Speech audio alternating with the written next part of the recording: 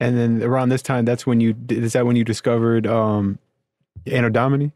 Yeah. So then I got into selling beats online, right? And I was just kind of looking at like, okay, well, what are all the other producers doing? Because I don't know, like I guess whatever they're doing is probably what I should do, right? Yeah. And so I'd kind of look and kind of try and model after what they were doing, and like I got a couple sales, which was like cool. I was like, oh, cool, I made $20, I made $50, whatever, like, which even though it wasn't a lot of money, it kind of felt good where like instead of like trying to like, I feel like the placements game, like you're always like chasing after people. You're hearing no 1,000 times, like you're getting rejected constantly. But like with this, it kind of felt like cool. Like I'm putting my beats out there and like people are just like PayPaling me money while I sleep. Like, oh, that's pretty cool. Yeah. So then from there, it was like, okay, that was like a little more motivating. So like, let me learn a little bit more about, maybe I can pick up a little tip or trick with marketing that might make this go a little better. And so I started looking into that. And then I found InnerDommy. That's when I found him. And so he was somebody who'd been around forever. Like he was one of the first dudes to put a PayPal button on a SoundClick page, which was like, that was like the whole game for like, I don't know, 5 or 8 years or whatever. So he was at the forefront then, and then he was smart enough to pivot again and like try something new. And so I was kind of looking, okay, what are all the producers doing? Starting to kind of geek out. I'm like, all right, this is how this guy's kind of selling beats. And when I saw what he was doing, I was like, oh, this is different. Like this guy's smarter. Like this guy's doing something different. And I literally like clicked on a link that he had, and it said the URL was like InnerDommy.clickfunnels.com. I was like, oh, this looks interesting. Let me find out what that is. And then from there, that sent me down a whole like crazy rabbit hole of learning about ClickFunnels. So ClickFunnels is a software. It's the CEO of the company is a guy named Russell Brunson.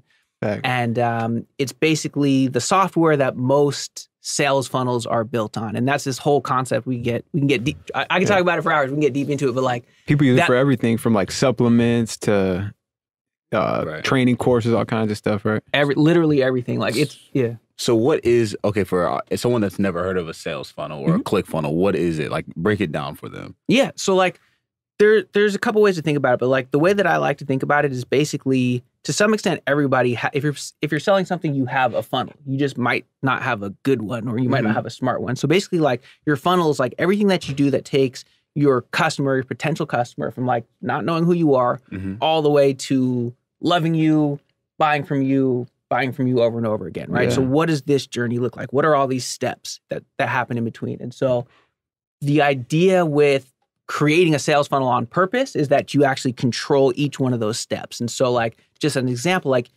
on each page, usually there's like one call to action. There's one thing you can do on each page, right? Where it's like all I want them to do on this page is give me their email address in exchange for this or whatever, or just focus on this one product or this one group of products, as opposed to like, if you think of a traditional website, there's like a menu with a whole bunch of stuff. There's links out to your social media. There's all this stuff. And it's like, there's all these places you can go. There's all these, it's almost like the analogy that I like to use sometimes is like, if you walk into like a Costco or a Walmart, like you just walk in and there's just stuff everywhere, right? And you might kind of find the stuff you want.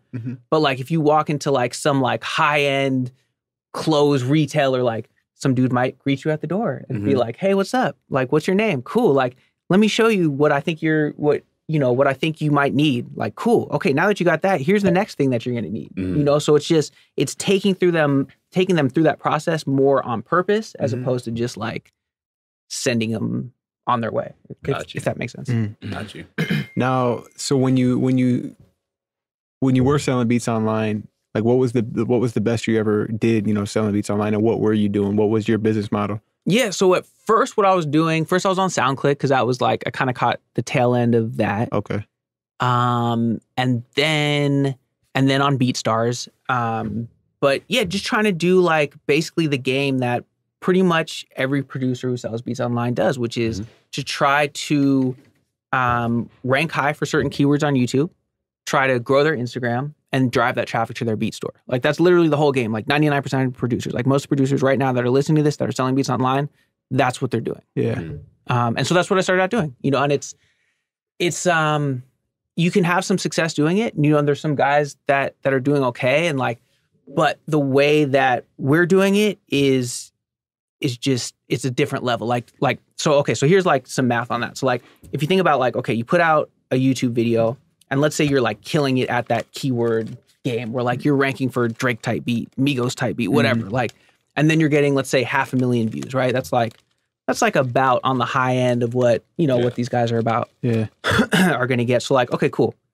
You got 500,000 people to watch that, but like the first link in the description is going to go to their beat store because that's the business model, right? So like people think like it's super easy. Oh, you get 1% of the people to watch it to click on it. Like, no, it's not that easy, right? It's actually going to be it's probably closer to 0.1% or maybe less, right? So like, but even if you said it was 1%, then we're at from 500,000. Now we're at 5,000 people, right? Yeah. Now they click over to your beat store. Like your conversion rate of somebody who's on a store, like or some type of sales page to buy, like 1% again is pretty good, right? So now we're talking about where we're at 5,000. Now we're at 50 people, right? 50 sorry guys, too much math here. I was thinking in my head, I was like, no, you're on it. So now you got 50 people, right? 50 people are going to buy, and let's say on average you're selling your beats for $20, $50, $100 for a beat lease, right? Let's say on average it's $50. So now 50 people bought that beat lease for $50, and so now you made $2,500 total for the lifetime value of that one video. Right. So, okay. So let's say you're killing it at that game and you do 4 of those a month. Now you're making $10,000 a month. Cool. You're making low 6 figures a year. And those are the guys that most producers are looking up to as killing the game. Yeah. But we've done days where we've done $55,000 in revenue. We've had, a week where we've done $200,000 in sales. So it's like what we're doing, like the ceiling of that is way higher. Right. And the thing is that most producers only see that model. So they're looking up to the guys that are only here. Like they don't even realize, because those are the guys that are big with the branding. Those are the guys that show up, in the search results. So they think they're the highest of the top of the pole. Exactly. And most guys would think like 500,000 views on YouTube, like, yo, like that's my end goal. Like you said, like most guys are maybe getting 10,000 at max. So their conversion is way, way less than that. Less than that. Exactly right. Exactly right.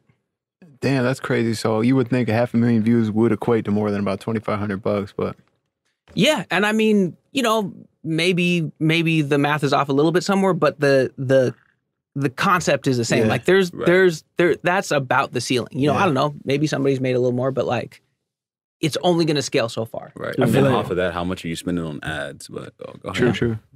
I feel like you should pay attention to the conversion rate. Like you said, like 1% is not even realistic.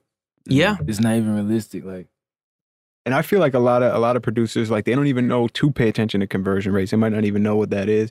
And a lot of this marketing talk is kind of like, I heard you talk about this with Payne One on the music Entrepreneur Club interview. He said like he kind of resisted all this stuff at first, and because it's like it's nerdy. It's like, nah, bro, I want to be in the studio smoking weed and making beats, working with Young Thug. It's not like I don't want to be at home on ClickFunnels. And, you know what I mean?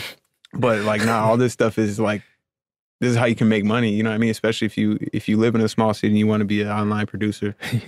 So what? Now you said there's a ceiling pretty much on that business model, right? I would say so, because unless nobody's getting 10 million views or maybe I'm wrong on beats, but whatever it is, like you're gonna bump up against that ceiling at some point. Yeah. No, I'm talking about in earnings too. Yeah. Well, I'm saying if they're doing that model, scale it up. Okay, we did an example where they're doing 500,000. Like, yeah, it's only going to scale up so far. You're going to hit a ceiling. Got you. Yeah. And now, so talk about like some of the holes in that business model. So yeah, it was like you were saying, like the conversion rates, right? So like, how can you improve that? So for one thing, like that is their whole sales funnel, right? That's the whole model. So like instead, like one thing you can do right away, instead of having that link go to like, hey, buy this beat, and only probably 0.1%, maybe less, are going to click on it, offer them something for free. Say, hey, get 3 free beat leases or 10 free beat leases or whatever. Like offer them something for free, and then now have them land on a page that's, like a sales funnel where it's like, on that page, it's super simple. All it is like, hey, if you want these 5 free beats? Cool, enter your email, right? And it's like, there's nothing else they can do. They can't click off to your socials. They can't do something else. They can't buy anything even. It's just, that's all super simple. There's like this marketing concept that a confused mind says no. So like, don't give them hella options. Just be like, you could either do this or leave. Like, that's it, right? And now all of a sudden, I'm seeing 50%, 60%, sometimes 70% opt-in rates on those kinds of pages because they want it, right? They want a free, like it's a no-brainer, right? So now all of a sudden what you've done is you've gotten 10 times, 100 times more people, whatever, to click on that link in the first place. You've gotten now way more people to take that action than buying, you know, what do we say, 1% compared to 70% or whatever. And now there's a couple things like, to me, the concept from there is like, so Russell Brunson is like my mentor as far as business. I mentioned him earlier. He's the guy who kind of is the CEO of ClickFunnels. And so he has this concept called a value ladder. So the whole thing is you climb them up your value ladder. So like the first exchange you made was like, they entered their email and you gave them some free beats. And they're going to listen to those beats and they're going to be like, oh, these are dope. Like, wow, that was a great trade. Like, I feel really good about that. And now you climb them up the value ladder. Now you're going to be like, hey, here's this next offer. I'm going to give you this, this, and this. I'm going to give you 5 beats plus this, or whatever it is, right? Next thing up your value ladder. And they're going to be like, all right, for $27 or what, we're talking about sevens earlier, but like whatever, you know, $30, whatever. The price is okay. $29.99. Yeah, I'm gonna give you this $30. You're gonna give me that, and then they're like, oh wow, like I gave him $30, and what I got, the value I felt from that was like $100 or more. Like this feels great. Now you offer them the next thing. Now it's, hey, do you want to sign up for my membership? It's $147 a month, but it's like every single time you've stepped up my value ladder, you've gotten more in return. So you're gonna want to continue to climb up that value ladder.